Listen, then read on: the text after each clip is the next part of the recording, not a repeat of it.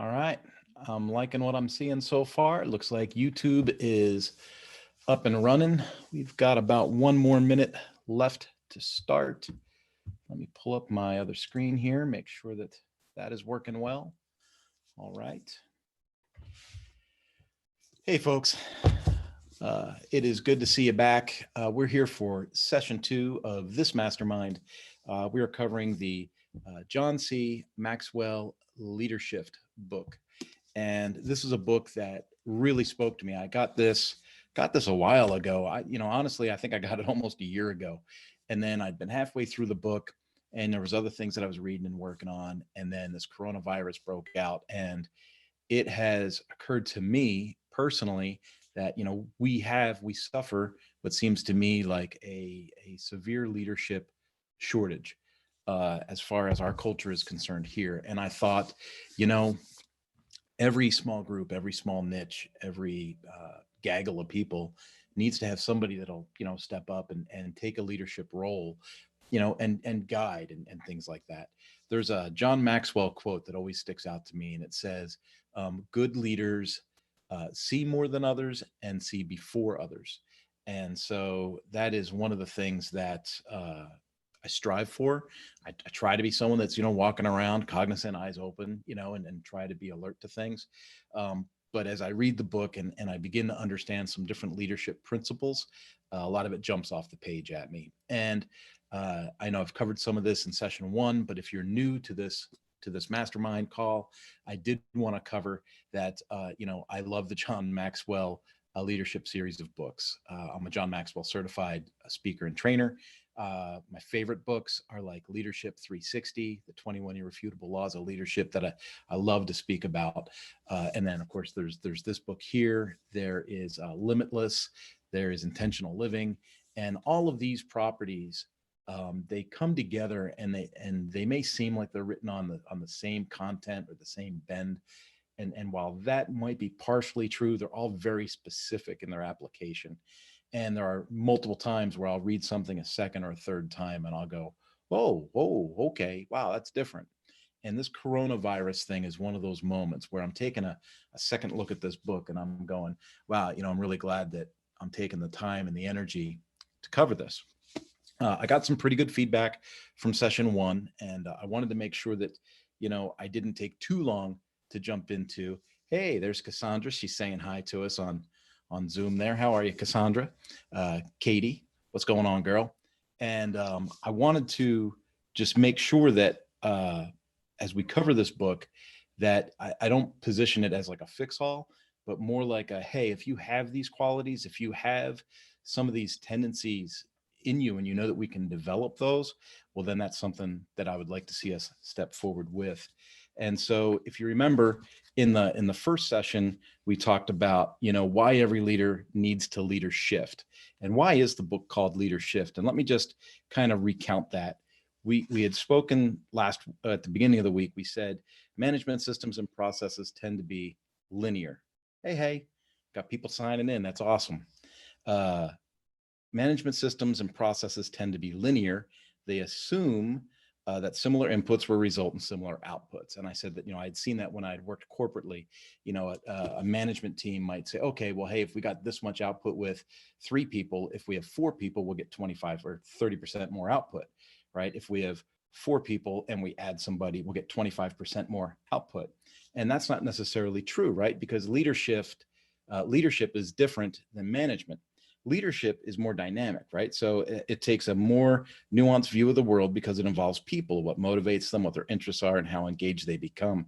Mechanical systems may be linear, but as soon as the human element becomes involved, the system becomes both more complex and more adaptive.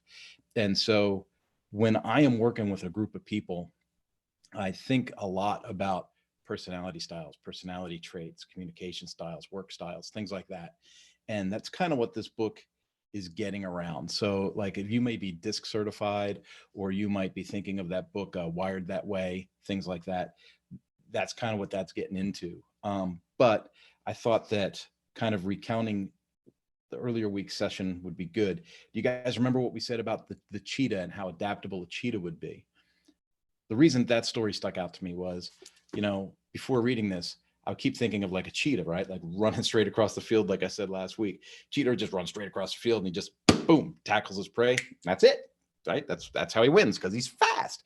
And it's not that he is super fast. I mean, that's a great trait. He is super fast, but it's his ability to slow down abruptly. It's set up to 9 miles an hour in one single stride. So he can slow down abruptly and pivot and change. And that's how he's able to kind of forecast what the antelope is doing and kill the antelope. So that's one of the things I'm like, oh, holy crud, that makes a whole lot more sense, right? And so it talked about a long range plan, what would be considered a long range plan 5-10 years ago, right? That would be, let's say everybody would have a 5-year plan and a 10-year plan, right? You're growing your business and you have a business plan and you're like, okay, so what's our 3-year goal? What's our 5-year goal? What's our 10-year goal? And now what people used to consider being a, 5-year plan is really a 2 or 3-year plan, right? Things have sped up. The rate of change has happened at such a rapid pace that, we need to be ready to shift at any point. And this coronavirus outbreak is what really inspired me to launch this mastermind, open, free, and available to everybody. And that's because I saw this as an absolute leadership event. When companies started jumping online and jumping online, they were saying, hey, we're going to jump online. We're going to take everybody online. Everybody go home with your laptop. We'll just move everything online. They sent students home from school and they said, we're going to move everything online. And I'm sitting here as one of these people that helps companies get online. And I'm going, how's everybody going to do this overnight? Like, this usually takes, some kind of planning, a budgetary committee and all that kind of stuff. I'll be honest with you.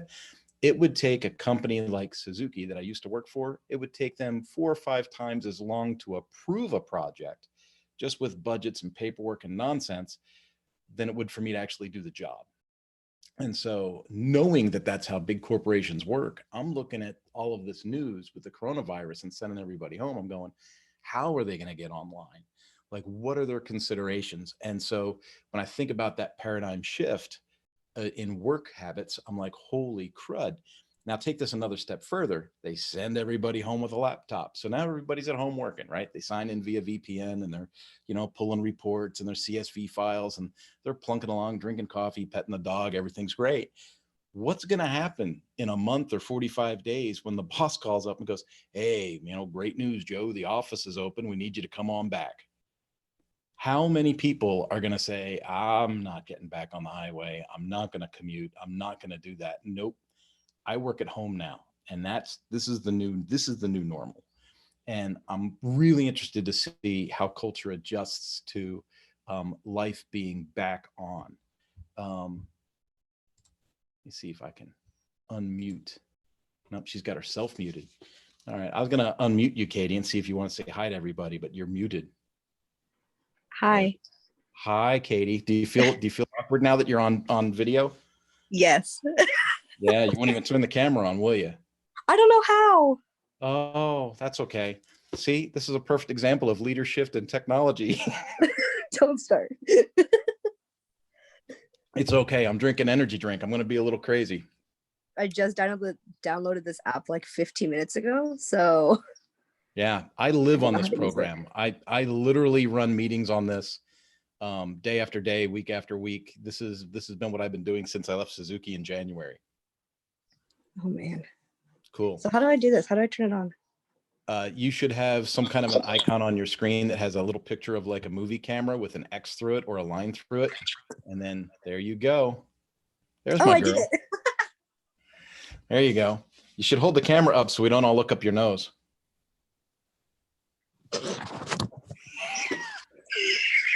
All right. So when we talk about getting back to the book, right? So when we're talking about the leadership in last week, at the beginning of the week, we said good leaders adapt and they shift.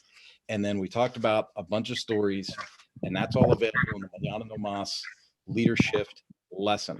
So if you're wanting to, dive in and do the pre-work and the 2 little lessons of pre-course work and stuff, I'm recording these calls and then learning management system. And so you'll be able to see the message from Tuesday. You'll be able to jump in there and go, oh, got it. And so I don't have to repeat the whole thing today. The one thing that I thought was really interesting was it said why every leader needs the leadership near the end. And it said, Realize today's best will not meet tomorrow's challenges. And we are seeing that right now, like bar none. Like what you did a month ago is not good enough today. If you're going to try and keep a business alive, that is. So the challenge there was 4 things. It said, learn something new, try something different, find something better, or see something bigger. And so those were the things when we talked on Tuesday, I said, well, let's try and take a stab at that, right? So learn something new, try something different, find something better, or see something bigger. Like Katie right now is trying something new. She's on Zoom for the first time. I don't know, the rest of you that are looking at this on YouTube Live or on Facebook or looking at this in the lesson series, this was your challenge. So I challenge you now to answer the question, what did you try that was new or different or better or bigger? And then let's just jump into this session. This session is soloist to conductor. So soloist to conductor. And what's interesting is what John does in the book this time is he talks about a soloist being a musical expert, talks about a soloist being somebody that can make music with their instrument whenever they want, however they want. They got it going on. Like they're awesome at their deal. But how does a soloist excel or succeed as in a leader position? So a soloist is compared to like the worker, right? And then the conductor is the leader. So can a really good soloist be an excellent leader? And that's a fantastic question. What kind of transformation or transition would someone have to make to go from soloist to conductor? And that's what chapter 2 here in the book is talking about a little bit. And the inspiration for that comes right at the front with a quote. It says, "One is too small a number to achieve greatness." Right? And so, and I think about this a lot. Like there's a lot of things that I've taught myself to do over the last decade or two. There's a bunch of things. Like I can fix Ducati motorcycles. I can race a motorcycle. I can bicycle my wheels off. I can, there's all these things. But if I want to achieve like greatness or create a legacy, it's going to take more than what I do myself. It's going to take more than me to make something that's impactful. So I need to grow a team of people to accomplish that, right? It's like the law of multiplication, if you were to read that in the 21 Irrefutable Laws of Leadership. So it says, one of the first and most important shifts anyone must make to become a leader is from soloist to conductor. You can be a successful person on your own, but not necessarily a successful leader. And the inspiration for this concept for John Maxwell came through Zig Ziglar. And Zig Ziglar's a crazy fun name if you've never heard it before, but he was just a super renowned speaker and writer and author. He was really well respected in like the original leadership books and stuff like that had come out. And his method of speaking was different than most speakers at the time. A lot of speakers that had formal training kind of stood formally and at a podium and presented. And Zig Ziglar had a way of just kind of moving around the stage and talking to people and just kind of hanging. And that's something that we might be familiar with in today's age as far as presenting or public speaking goes, but it wasn't real common then. And Zig had a tendency to speak like that. He also had an accent that was kind of remarkable. It was a Southern drawl. So one of the things that John had saw the first time he saw Zig speak was the speaking style. But the other thing was something he heard. And he said, you can get everything in life you want if you'll just help enough other people get what they want. And that's like super important thinking about leadership and leadership the way that it's taught now, right? So normally someone thinks about, I want to become the manager at work. I want these people to do what I need done. I need to have this many people do this many tasks. And that's the way that a lot of people think about leadership. A lot of people in other countries, in fact, think of leaders from a negative standpoint. So if you were to go to another country and do a presentation at a school, say a bunch of mid-schoolers, and say, hey, everybody put up your hand, everybody that wants to be a leader, they wouldn't put their hands up because their representation of leadership is usually something that is negative. It's something where leaders have usurped or they've overused their power to the point of gaining something for personal gain rather than helping an organization. So they don't see leadership as a positive, they see leadership as a negative. And so when you look at this and you say, this is remarkable then, right? Because this is like in the 70s. So you can get everything in life you want if you'll just help enough other people get what they want. And then it makes you start to think. So how can I accomplish an overarching goal of what I'm trying to accomplish while still adding value to others, giving them what they need along the way, helping them succeed, which adds to my success. And that's kind of what this multidimensional approach to leadership is all about. John talks about his early leadership roles. He says he was like the soloist who wanted the entire orchestra to serve his agenda. Instead, he needed to act like a conductor who worked to bring out the best of everyone around him. His agenda needed to change on how he could help others, not just himself. And that's like super, super important. I think about one of the most recent kind of interactions I had at Suzuki before I left Suzuki. I had a gentleman that worked for me, and I'll be honest, when I started there, we didn't really hit it off all that well. We just did not hit it off. And I kept thinking, how can I get this guy to produce? How can I get this to happen? It just wasn't, things weren't gelling. I knew it wasn't gelling. And I was trying different leadership techniques and trying different management techniques. And the culture at Suzuki was definitely more management than leadership. And so I was trying to feel my way through this. And finally, I kind of snapped, and I just did leadership the way I think leadership should be internally. We had a one-on-one conversation, and after that, we seemed to gel and get along just fine. And he ended up becoming one of my most valued employees, to the point that when I had a manager's meeting, I would call him out by name and I would say, this is the improvement that so-and-so has made over the last 6 months, A, B, C, D, and E. He needs recognition for this, this, and this. He needs recognition for that, that, and that. We need to further invest in this person this way. Now, when you think about that experience, it's not like, what could I get from him? It's more like, how can we invest in him so we can continue to get the best from him? Hopefully that makes sense. I mean, I know that it's, in the end, you're still trying to accomplish your overarching goal, but the methodology on getting to that goal is completely different. You're adding value to the person instead of sucking life from that person. So I really like that part. Moving on to page 21, near the bottom of the book.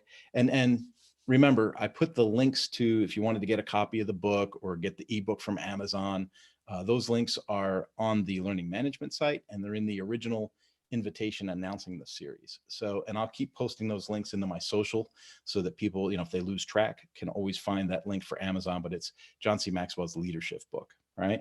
And so down at page 21, it starts a new section. It says, Challenges Leader Shifting from Soloist to Conductor. So John's established that you want to go from soloist to conductor, and now he's going to talk about the challenges in doing so. He says the potential of a group is always greater than that of an individual. And I think that that's kind of obvious, right? It's based on the law of multiplication. If a group of people are attacking something, let's say you can do something 100%, right? You can do a job to 100% of its effectivity, but you got 5 people that can do the same job at 80% productivity, effectivity, right? It's much, much better to have 5 people working at 80% on a common goal than to have 1 person working at 100%. Hopefully that makes sense. And if you have the right traits of leadership, not only can you have those 5 people working at their 80%, but that frees your 100% back up so that you can work on another initiatives and other goal setting to get other teams motivated. So there's a lot going on there when you talk about the theory of multiplication or multiplicity, right? So one of the first things, and this is the hardest, I even wrote me next to it. One of the hardest challenges in going from soloist to conductor is slowing down. If you followed my social at all during this coronavirus thing, you've seen I've been kind of nuts, right? I've got lives and commercials, and I'm making videos and contents and blogs, and man, I'm all over the place. And it's because I truly believe this is the time, this is opportunity. Whenever there's a paradigm shift, whenever there is a great change, a great quick change, that's an opportunity. So I'm trying to not miss the opportunity. I'm trying to become a household name for everybody that does anything online or remote, because I want to cement my spot, right? In a group dynamic, that doesn't work. It just plain and simple doesn't work. Generally, if you're the leader, people that you are leading will not work at the pace that you are used to working at. So you need to slow down. And there's so many times where I'll slow down on purpose for a group, and there'll be other people in the group that are high performers, and they'll be giving me like this weird look, like, why are we going so slow? Well, we're going so slow because we gotta get the rest of the team with us. If I am climbing a mountain and I climb the highest mountain and I get to the top and I'm waving the flag and I'm up there by myself and I say, man, it sure is lonely at the top. Well, then I failed as a leader, right? Because as a leader, I got to be with my people. I got to be behind my people. I got to push them all to the top of the mountain. I can't just be at the top of the mountain by myself. So John writes about that here in his book. And he says, if you climb the peaks of success alone, you're not a leader, you're a hiker. You're a leader only if you have people with you. And that's the point that I was making. At the bottom, it talks about, bottom of the page 22, there's a famous cellist that he's talking about. And this cellist wanted to be a conductor. And so it says, now as a conductor, she can't do that. It was talking about being able to play whatever music she wants, whenever she wants, right? And it says, now as a conductor, she can't do that. She has to make arrangements. She has to be on other people's schedules. She has to take into consideration the abilities, personalities of a large group of people, and she has to communicate her vision. In the end, she bears responsibility for their success or failure. And that's one of the hardest things to do when you're a really successful soloist, when you're a really great worker. It's like the guy who's an awesome electrician, right? He's a fantastic electrician. He can wire up a house like that, build you a she shed, no problem, right? Wire the whole thing up. So then he says, well, I'm going to go into business for myself. And he buys a couple of trucks. He hires a couple of apprentices, a couple of journeymen. He's got people out there doing stuff. Nothing is going to be done at his level of work, at his pace. Like, he's always going to be frustrated. And one of the hardest things for him to do is to pull back the reins a little bit, slow things down and go, okay, I got to adapt and I have to get used to their pace, and then work with them and mentor them and get alongside of them and get behind them and nurture them and get them to eventually be at his pace and his quality of work. And so it's a big game, and it's a dance. Later in the book, John refers to it as the leadership dance. Talks about being ahead of people, because you want to be ahead to lead. You want to show people how to do something, but then you have to come alongside of them and you have to nurture them through it. And sometimes you have to get behind them and give them a little shove. And once you get them moving, you got to jump back up front again, and then you got to go back and forth, kind of play the game. He calls it step ahead, step beside, and step behind, right? The dance. That blows us over to page 24, and it says, recognizing that you need others. I'll ask Katie because she's on the live video. Are you following along okay? Trying, yes. Multitasking. All right. It says, another reality you must recognize when transitioning from soloist to conductor is your need for other people. Now, I think I've already hit on this, and I think I've already kind of beat it up a little bit. But if you get to the top of the mountain and no one's with you, you're not leading, you're hiking, right? We already talked about that. Mm-hmm. But what's interesting is leaders have a tendency, when they're management style leaders, they have a tendency to think that people need them, right? They have this idea that the staff needs them. They need me to lead them. They need me to show them what to do. And to a certain extent, there's a little truth in that. But the greater point is the leader needs them, right? And so it says, down here it says, before I heard Zig Ziglar speak and realized I needed to make a leader shift, I only thought of how people needed me. I believed I was the key to their success. See, that's kind of important, right? So John, when he was a young leader, when he was more of a manager than a leader, he made the assumption that he was the key to someone else's success. It was only through his knowledge and his expertise that people underneath him could find success, right? But after I started focusing on helping others, I began to understand how much I needed them. Only by working together and helping one another would we be able to become successful. And I think that that's one of the keys.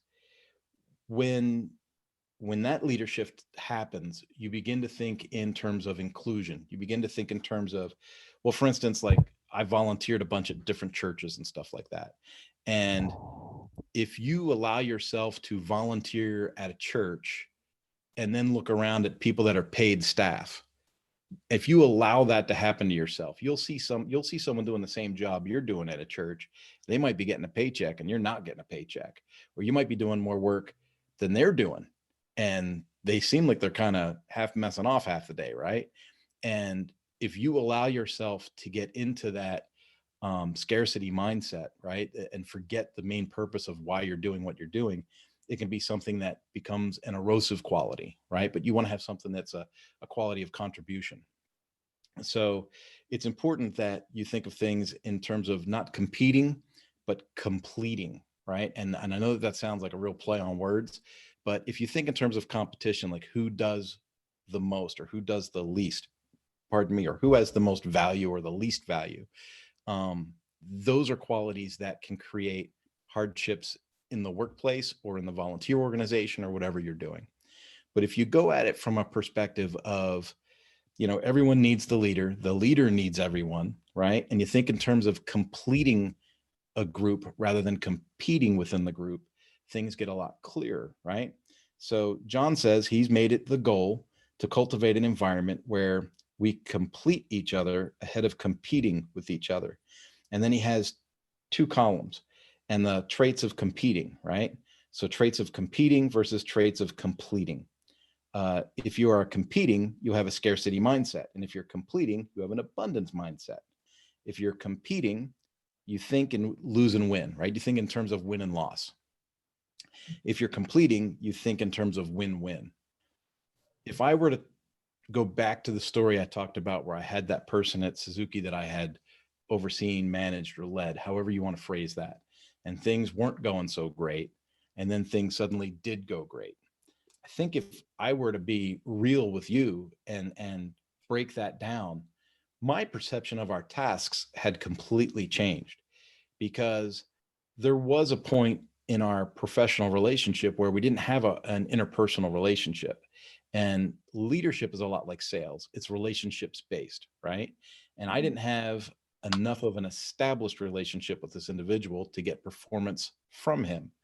But then after we had our conversation and our kind of interactions had changed a little bit, I realized it's not that I need to tell him what to do. I need to jump into this task with him, help him accomplish things, guide him in the way that I think it needs to be done.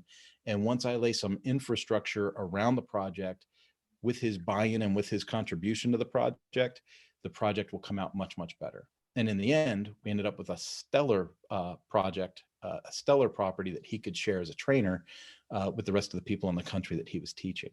But it was an absolute paradigm shift in the way that me and that one individual had dealt with each other. And it had a lot to do with this kind of situation, right? Instead of being in a competition mindset of, I don't even know why he's the boss anyway. I think that guy's an idiot, or that guy doesn't perform worth the jack. I don't know why we keep him on the team, right?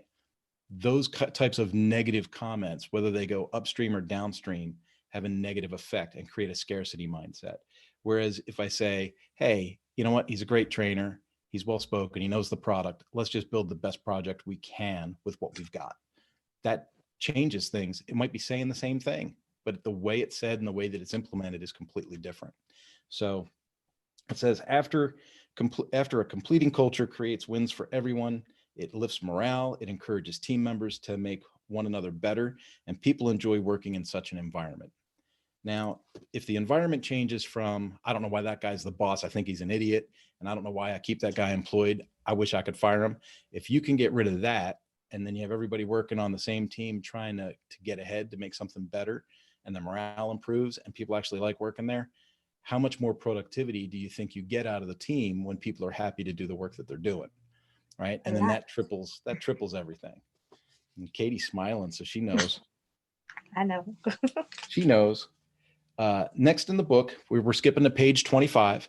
It says, making the effort to understand others. And remember, he was talking about a soloist, like a solo celloist. Is it cellist, like a soloist cellist becoming a conductor, right? So when he says, make the effort to understand others, and then he tries to relay, music to entrepreneurship. So he says, many entrepreneurs and high achievers are able to work alone. Like good soloist musicians, who choose to play in the subway, they can create music without the assistance of any other musicians. It's also true that some soloists are so talented that others are willing to work with them, even if the soloist is egotistical or inconsiderate. And that's like any of these Hollywood movies we watch where there's some star that's like going to be in the show or in the movie that's just a pain in the butt to be around, but everyone deals with it on the set, right? It says, no one can become a good conductor without making the effort to understand other people. When people lead without taking the time or making the effort to understand those who are trying to follow them, the results can be tragic or comic. And if I'm real with you, if I'm going to be honest with you, I would say that was probably my issue at Suzuki with that one individual. As I had said earlier, maybe I didn't have the right relationship to have that leadership role with that particular individual at that time, right? And so how do you guide that? How do you know that? Well, that comes under the law of intuition, right? It's one of the 21 irrefutable laws of leadership. You have to rely on your law of intuition to be able to know when, or, your law of timing takes over, like when can you execute? And unfortunately for me, I felt secure in my leadership abilities and I felt secure in the project we had to get done for the company, but I probably didn't do the best of work relaying my thought about our relationship and my security and my confidence with my employee at the time. And so it led to a little bit of a heartache trying to get some stuff done. Later in that same little section there, he tells a story about his grandkids, and he talks about letting them take turns leading. And again, it's a music related thing. He's on a trip and he's got his grandkids and they're all hanging out down at a property. And he says, let's play band. And so he says, here's a whistle and here's a baton and here's a kazoo and a tambourine and whatever, right? So he's got 4 or 5 kids lined up and he gets them all in a line. And so he says, I'll show you how it works. So he becomes the band leader and he takes the baton, he rolls it forward, he blows the whistle, everybody starts playing music and he starts walking them around the yard, right? So you can imagine how silly this looks, right? This old man walking around with a bunch of little kids playing kazoos and tambourines. I guess that's what rich white people do, just doing this thing. And then he says, I'm going to give everybody a chance to lead. So he gives everybody a chance to have the baton and the whistle. So everyone's doing it and everyone's leading. And there goes my camera again. And finally gets to the little kid. And I forget what the little kid's name is. We should give him a name, shouldn't we? John Porter. So it finally gets to John Porter's turn to lead. He's just like 4 years old or something like that. Oh, Johnny. And he rolls the baton forward, blows the whistle, gets everybody going, and he thinks it's cool that everyone's listening to him. So then he blows the whistle and stops. And then he takes a step and he blows the whistle and goes. Then he stops and he goes and he stops. And what John notices there after he's done laughing is he says, when you work for management that starts and stops and starts and stops, you're not marching, you're lurching. And I think in that, just the way that he phrases that and the story that he tells, I'm in my 50s now, right? So I've had way too many jobs. I mean, I've sold ladies' shoes. I've had way too many jobs. How many times have I worked for an employer or a boss where I didn't feel like things were moving forward? I felt like things were like lurching. It was like, hurry up and wait, hurry up and wait, hurry up and wait. And there was always some pressure to get to the next thing. And then you'd get there and you're like, what now? And they're like, well, hold on, and you just never got into a rhythm. And that's what he's talking about here. He's saying, if you don't lead people properly, you'll cause them to not have a smooth rhythm, that you'll cause them to lurch, right? Later in that same section, he was talking about different partners and talking about, ballroom dancing and all kinds of things. And one of the things that he was talking about was the tango. And again, this is one of these subjects I don't know anything about. I don't dance the tango. I don't know anything about ballroom dancing. But in the book here, it says, in order to be good at the tango, the leader has to know exactly what it's like to have to follow. And the leader sets it up so that the person that's following, so let's just go with the normal roles, male and female, right? So the male's leading the female. It's the male's job not to look good, but it's the male's job to lead so they can lead the female to look good. So if you think about the way the tango works, it says, he said, the key understanding to your partner's point of view, to be able to lead properly, you want to understand how it feels to be led. In the tango, you cannot lead without having the sense of the follower. The follower has to be able to trust the leader, and she must be able to move with him in time with the music. Only together can they accomplish the dance. The cooperation and understanding also applies equally to good leadership. So what he's saying there is, if someone's going to be really, really good at the tango, the person leading has to fully understand what it's like to be the follower. And then they have to be a good foundation, and they have to be stable to allow the other person to have the flair, right? And so talks about working together to get to the same goal. And in the end, when they accomplish the task, they both look good, right? So by working together, they get a fantastic result for the both of them. Neither one of them is the star, right? Even though one's a leader and one's a follower. That takes us to point number 4. So let me recover this a little bit, because I think I got a little weird on you. We're talking about going from soloist to conductor, and then challenges to becoming a conductor. Challenges, going slow to go further, right? So that was the first thing. Sometimes if you're a leader, you go too fast and you got to slow things down. The second thing was recognizing that you need others. You can't do it on yourself, right? Helping other people get what they want will help you get what you want. 3, you have to make the effort to understand others. And that's when I was talking about relationship, right? I want to make sure that I have the right relationship and use intuition before I leverage my leadership, right? 4 is wanting others to shine more than you do.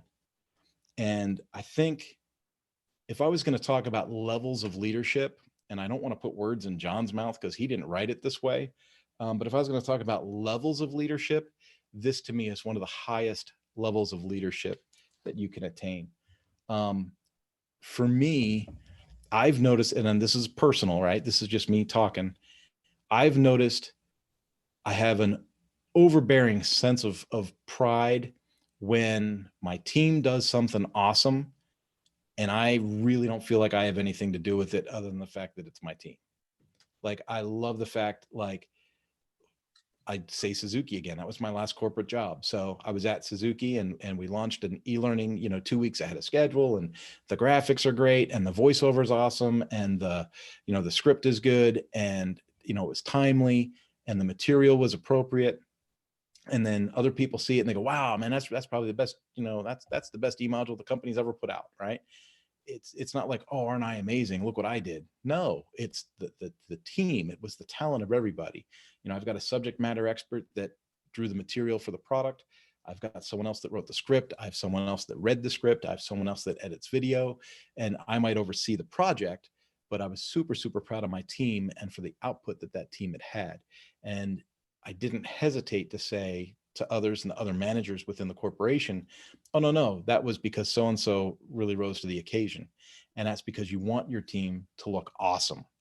Now, I don't want to call him out by name, but we can go back a couple of jobs, and I'll tell you that I had a manager who really believed the only way he could make himself look good to his superiors was by making everyone on his team look like an idiot. He was one of those people that thought, and he believed this. I mean, he would articulate this. He would say this, right? He knew that if he were to make the rest of his team look bad, like, the team couldn't survive without him. Like, the team is so full of idiots. If it wasn't for his leadership, the whole thing would fall apart, which I will tell you is grotesquely the opposite of reality. But in this particular situation, he would form reports, and he would come out with documents and all kinds of stuff that would try to elevate himself by making his team look substandard. And that is the exact opposite of leadership. That is, gosh, if his team was full of females, they would call that toxic masculinity, right? I don't know what you call it when it's a bunch of guys on a team. I don't know what the excuse is other than the guy's just a jerk, but that is what I got to see firsthand. And so, and I'm not even angry about that. Like, everyone always thinks, oh, aren't you angry about that? No. That experience is what gave me the inspiration to better myself. So even when something bad happens, it's nothing to be upset or pissed off about. It's something to learn from and move on to the next biggest, baddest thing, right? So we did that. So you want others to shine more than you do. John's got a bunch of great text in there. He's got kind of a poem thing in here. I don't consider myself a poet, but it says, before I say, follow me, I find you. Before I ask you to listen to me, I listen to you. When I show you the big picture, you are in it. When I point to success, I point to you. Often you hear me say, I need you. Often you discover, he needed me. After the journey, we're both exhausted. After the victory, you hold the trophy. And I think about like some of the really cool sport teams, like when someone wins a national championship and you see the big game on TV, it'll be like the team captain holding the trophy up and then he passes it off to his teammates. It's kind of that same mentality, right?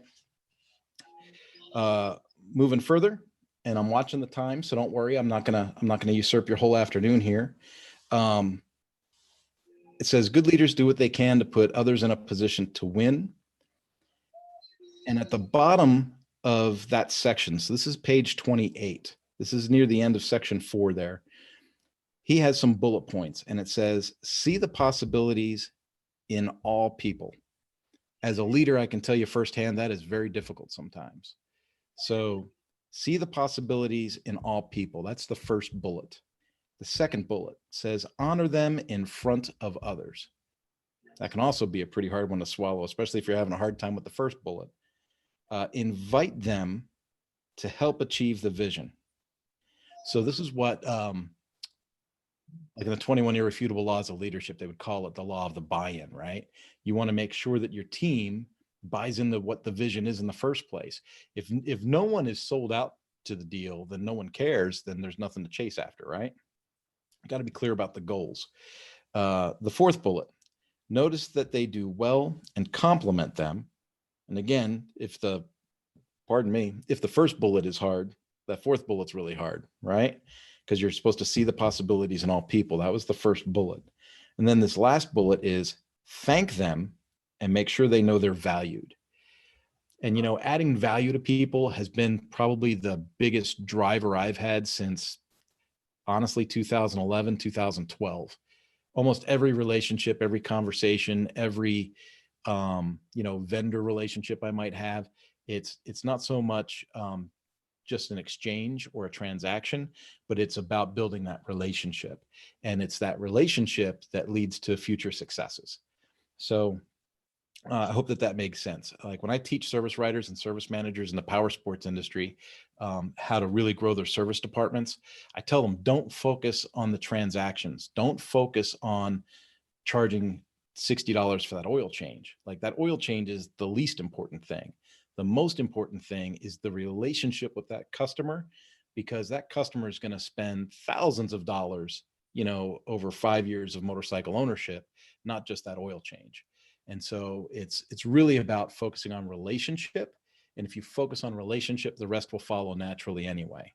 But if you focus on transactions, that's hollow. And when you chase after something that's hollow, it makes it really hard when you get down to invite them to help achieve the vision. If you're focused on transactions and not relationships, it's hard to call it a vision because it's just a transaction. So section 5 is helping others to become better every day. And this really is just taking the focus off of yourself and looking for ways to help others to reach their potential. I don't know what that means for you. If you're in a volunteer organization and you're watching kids, maybe you give them access to some online training about, the dynamics of working with children. If you're working with machinery, maybe, if you're working with something that's like a 4-stroke engine of some kind, make sure they understand 4-stroke theory and how to measure valve adjustments and things like that. There's all kinds of ways that we can add value to people or invest in people. And sometimes it can be as simple as just taking them out to lunch sometime, spending some time with them and getting their feedback. But you always want to make sure that you're helping others to become better every day. And see, I just saved you a whole page of reading right there. That was page 29. When I get to halfway down page 30, there are 3 questions that John likes to ask people when he's training them about leadership. And this is kind of important because remember what I said, John travels the world and sometimes he'll talk to a group. He'll say, who wants to be a leader? And then nobody puts up their hand, right? And it's, so he has the full gamut. He global training, right? So when he's training somebody, he'll say, how many of you have been hurt by leaders? You know, and hands will get raised. He'll say, everything rises and falls on leadership. You know, and I'll say, if you have experienced leadership that's fallen short before, tonight I'm going to show you how to help people, how to add value to people, and how to help them rise under your leadership, right? And then that's a whole different perspective. This is something a lot of folks have never heard. And honestly, if we talk to some baby boomers in the corporate world, they might not have heard stuff in this way, right? So then he gives them 3 questions, and he asks the followers to ask the leaders, right? So if you are somebody that works under another leader and you're kind of evaluating the leader above you, you would say, do you care for me? Can I trust you? And can you help me? And if you're currently working for a leader and they can't answer affirmatively to those 3 questions, then maybe it's time for you to look for a different leader to work under. Right. And that's one of those things where I don't hesitate at all to tell people make a lifestyle change or a career change, because I'll bounce whenever. Right. So do you care for me? Can I trust you? And can you help me? I highlighted a part that I wanted to read. It's about 2 paragraphs.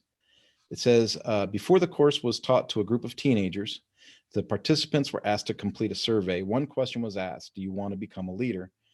When they were asked before going through the curriculum, 95% of the respondents answered no.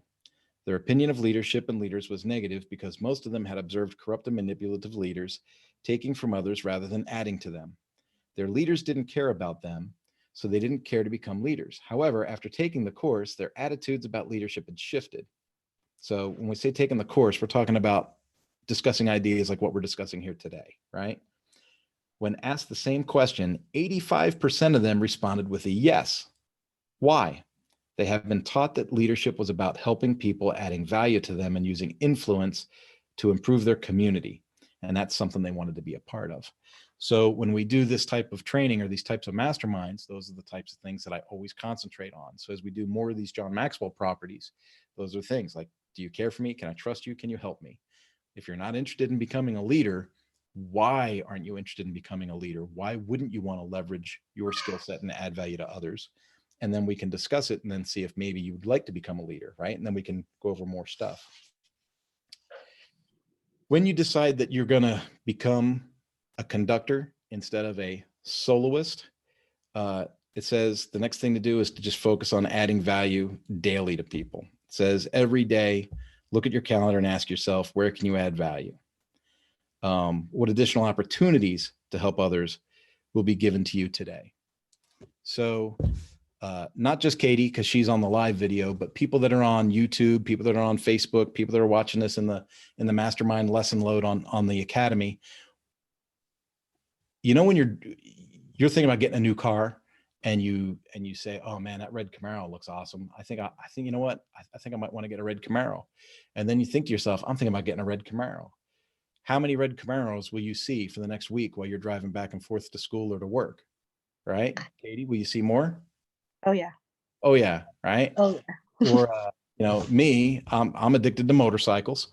So I'll say, oh man, I'd like to get a new Ducati. And then, you never see a really nice Ducati around the neighborhood. And the next thing you know, all I hear is, tractors going up and down the neighborhood. And it's obviously a Ducati, not a tractor, but they sound like tractors.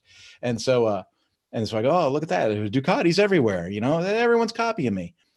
It's that type of thing is what I'm talking about here, where it says focus on adding value daily. If you wake up in the morning and you think, where can I add value today? If you make that your mindset in the beginning of the day, you'll see more opportunities throughout the day. It'll be something you're looking for subconsciously, pardon me, rather than an afterthought. Same thing. What additional opportunities to help others will be given me today? Again, it has to be kind of a cognizant thought in the morning. You set yourself up, and then mentally you're alert, you're awake to see those opportunities, and then you're there to add value to people. And adding value to people can be as simple as like, I go to the Albertsons and this coronavirus thing is nuts. The store is crazy. People are being crappy to the checkout people. The checkout people have been there through the whole nonsense. Everyone else is at home, doing Netflix and chill and complaining because there's no toilet paper. And the people at the counters are putting up with this stuff, right? And then me and Hayden go into the store And, we start throwing ice cream around like footballs and, buying beer and wine and chips and salsa. And we go up and I, hey, thanks for hanging out, during this whole nonsense. Is there anything I can get for you? I say to the lady at the checkout, and she's like, what? I go, well, you've been standing here all day. Is there anything you want? You want me to get you a bottle of water or something? And she's like, no, no one offered me anything all day. You're the sweetest person ever. And that's not because I want to be called the sweetest person ever. It's because I know she's having a rough day and I just want to be nice to her and add a little value to her. Maybe make the next hour that she's got to stand there and deal with idiots just a little less hurtful, right? Just make it a little bit better. When I would drive on the East Coast through the toll booths, I would always like race up there, like it's a pit stop in the Indy 500. I'd just race up, stop, and I'd be like, "Hey, how you doing tonight?" And they're always like, "This guy's an idiot," and it's okay if they think that I'm an idiot because we're having fun, right? I pay the toll, I wish them a great night, and off we go. And hopefully, it raises their spirits enough to just get over the boredom of standing in a 3x3 booth for 12 hours at a time, right? So when John was writing about focus on adding value daily, he put a graph in the book, and I was going to draw it on the whiteboard in the program, but I am not an artist. I need someone like Brooke to jump in here on these things with me. But he has this circle here, right? And so at the top, it says belief. Then it goes to anticipation, right? And you see how it goes around, goes down to focus, opportunity, goes to action, goes to passion, goes to belief. Well, it's like a recycling icon. And this recycling icon is meant to never be broken. So if you have a belief, the belief encourages anticipation, and the anticipation creates an intention, right, to move forward. And then the intention helps you prioritize, it helps you focus, and the focus helps you to see the opportunity. And so it's like I have a course on the Mañana No Mas Academy. It's all about capitalizing on opportunities. It's kind of what that is, right? It's like raising to the occasion to see the opportunity, right? Only when you see the opportunity can you take the action. And then when you take the action creates a passion. And then that passion reinforces your belief. And then it goes around and around and around again. People that know me, they know that I like to mountain bike. And 2 years ago, when I would go mountain biking, is that a dog? Yeah, that's my dog. She's sleeping. 2 years ago, wow, I bored a dog. That's bad. A dog is leaving the class. 2 years ago, when I would ride the mountain bike, I would come up on a rock garden or a descent with a lot of rocks and boulders, and I would jump off the bike, and I'd say, oh, that looks like a little hike a bike. We're going to do a little hiking. And then I'd carry the bike down, over the rocks, and, like a Lionheart, the chicken hearted or whatever you call that. I would get back on the bike and then do the rest of the trail. Well, then my friends would take me back to these places over and over and over again. And then it got to where I'd see them dropping in over these rocks. And I was like, I think I can do it. I think I can do it. First time I would do it, I'd be like, oh my goodness, I'm going to die. And then, I think about, well, when I broke my collarbone 7 weeks ago, I was really kicking it. I was jumping doubles, jumping rock gardens. I was catching air. I was doing all kinds of things. And it's because if you think about this cycle, it was like, I didn't believe that I could do it. And then I anticipated incorrectly. And then I didn't have the intention to follow through. And then it came around and I saw the opportunity. And then I took a little bit of action, and that grew a passion for it. And then it gave me the belief that I could start to do it. And then it got better and better and better. And if I think about how many times I went around this stupid circle in a year or 2 years of mountain bike riding, I've gotten to the point now where I'm one of those dudes that could have a YouTube channel, mountain biking doing downhill at Greer. Are other people faster than me? Yeah, but I'm 52 years old and I'm launching doubles and jumping rock gardens and having a blast, right? And so it's that process, right? That process of getting good at something. Now, one step further with the mountain biking analogy, talking about soloist to conductor. If I was going to concentrate on being a soloist, I would just be worrying about me mountain biking. But I went mountain biking with 5 other people from the office, and we would constantly be working with each other on each other's weaker points. Like, I'm really good at climbing up hills. I'm really good at putting the muscle down and getting up a technical climb. Someone else might not be as good at that. So instead of racing up and waiting for them at the top, you'd slow down a little bit and you'd ride with them and you'd work with them through it. And you're like, okay, how's your foot placement? How's this? How's that? Right. And, how are you sitting back on your seat? You sitting forward on your seat? And if you're not into mountain biking, maybe you don't understand this, or I'm talking over your head a little bit.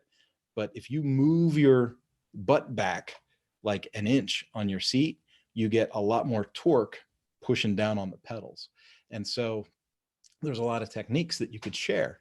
And then when we get to those rocks that I would used to hike a bike around 2 years ago, and now that I jump off of, it was only through their help and their inspiration that I overcame my weakness, right? So we all became a conductor of sorts, because if we were musicians, we would have been making music with these mountain bikes, right? Everybody would take their high point and then blend it together to make the perfect song. And so for me, that's what that meant. Add as much value as often as possible. I think that goes without saying. And near the end here on page 35 of this chapter, he says, never wait to add value. And I'm looking at the time, so that's why I'm jumping over to this. It says, too many people wait to do good. And here we are in the wake of this coronavirus nonsense. All of this stuff is going on. And it says, too many people wait to do good. And then it says, give without keeping score. We live in a tit for tat culture. You have to be willing to give and not always expect a return. And then he has some personal stories in there about how when he was an early leader, he would do something and expect instant payback, or he would do something and expect recognition. Pardon me. As you develop as a leader, you need to get to the point where you do the right thing, or you give, you contribute, and you don't necessarily expect anything back. You just know that it's the right thing to do. And if you do enough of the right thing, things work out, right? There's a saying in our group that I use quite a bit. I say, it'll always work out, right? Now I'm talking about faith, but I say, I don't worry about it. God's got it. It'll all work out. And I honestly believe that if I just keep doing the right thing, everything is going to work out. And so that's part of why with the coronavirus thing, I jumped out and I thought, ready or not, I'm going to do this mastermind on the Leadershift book, because I need to share what's in this book with anyone that'll listen to it. I believe the country has a real leadership vacuum, a real leadership deficit. I look at politics, I look at the news, I look at the press, I look at management as I go to different stores, as I see the lack of investment that companies are willing to make in their people. And I say, wow, there's a real leadership vacuum that needs to be filled. And if I can share any information that's going to help people get up to a certain level to where they can run teams of people more effectively, then I know that I've done something that's the right thing. And so hopefully people will see this and they'll kick in for more of these sessions. The last thing that he wrote in here in this chapter was, welcome any return as an unexpected blessing. It says, and the part that I highlighted out of that says, all that time my focus was on adding value. My goal was only to sow seeds. And it's talking about a seed and harvest representation. I teach that a lot with sales. So if I'm doing sales training, I'll talk about a seed and harvest type sales process. But it says, my goal was only to sow seeds, but I have to say the return has been incredible. The influence I've been given and the value I've added is far greater than I imagined it could be. And through my own personal experience, and I'm nowhere near the level of someone like John Maxwell. I won't take any credit for anything like that, but I will tell you, when I've had people reach out to me that maybe I mentored in 1996, maybe 2002, maybe 2008, man, if you go to my LinkedIn, you'll see recommendations from people. And some of those people are people that I've dealt with as far back as like 1987. And the harvest, the good feelings, the things that count in life, the relationships that are positive, came from doing the right thing at the right time, adding value to people along the way. And so if I can encourage you to do that, I'm going to do that every single time.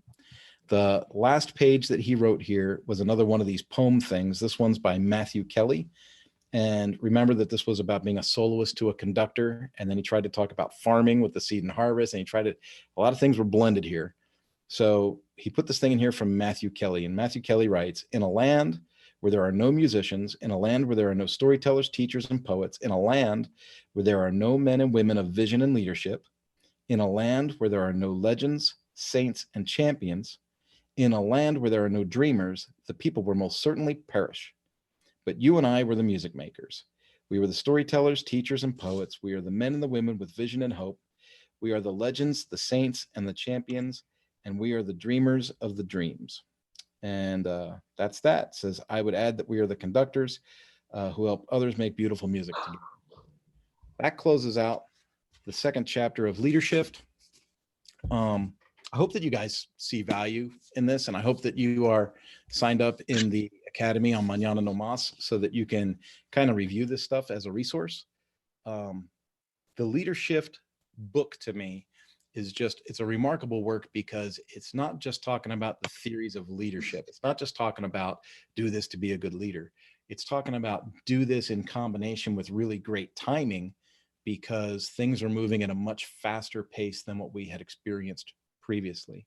And like I said at the beginning, I said it Tuesday and I said it again today, the coronavirus has really upped the game. When I think about people working remotely, think of this, if you're a leader, if you're a manager at a major corporation and you're not used to being able to micromanage your people from 5 feet away, how are you going to make your department effective, productive, and profitable at distance? It's a fair question. Because if you haven't invested in the relationship to work with those people at distance, you're not going to get the proper effectivity out of them. And so relying on content like this and bringing up your game to raise your leadership lid, I think is a super important project. And I'm willing to work with folks that, might find deficiencies with this stuff. So reach out to me on Mañana No Mas. You just hit the contact link at the top of the website. This will be posted on YouTube and it'll be posted on Facebook, and it'll be in the Mañana No Mas Academy. And Cassandra was our guest today. You want to say goodbye to everybody? Goodbye. All right. That concludes the lesson today. I think I don't want to spam people and overdo it. So let's say that we'll do the third chapter on Tuesday at 3:00, just like we did Tuesday at 3:00 this week. And then I'll post that up on social so that you can add that to your calendar and all that kind of fun stuff. And all of these videos, like I said, get added to the lesson load for future use on the Mañana No Mas Academy. So have yourself a great day. Enjoy the weekend. Cassandra, I will see you on Zoom at least by Tuesday, right? Okay. We're gonna do Resonate on Zoom next week. Oh, cool. Okay. Yeah, I put that on the Facebook page. Okay, cool. So if you talk to folks, say hi for me and wash your hands. Always. Wash your hands and have a blessed weekend. Talk to you later. All right, bye. Bye.